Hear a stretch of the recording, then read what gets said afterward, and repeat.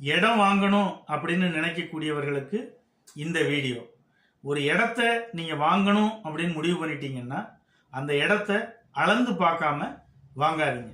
அதில் பத்திரத்தில் சொல்லியிருக்கக்கூடிய இடம் அங்கே நிலத்தில் இருக்காங்கிறத அளந்து சரிபார்த்து வாங்குங்க. அதே மாதிரி நம்ம மென்ஷன் பண்ணியிருக்கக்கூடிய அந்த ப்ராப்பர்ட்டியோட டீட்டெயில்ஸ் பத்திரத்தில் சரியாக இருக்கா, அதுதான் இடத்துலையும் இருக்கா அப்படிங்கிறத வெரிஃபை பண்ணிக்கோங்க. நீங்கள் வாங்க போகிற சொத்து சுய சம்பாத்திய சொத்தா இல்லை பூர்வீக சொத்தாங்கிறத வெரிஃபை பண்ணிக்கோங்க. ஒருவேளை அது பூர்வீக சொத்தாக இருந்தால் வாரிசுதாரர்கள் எல்லாத்துட்டையும் கையெழுத்து வாங்கணும்.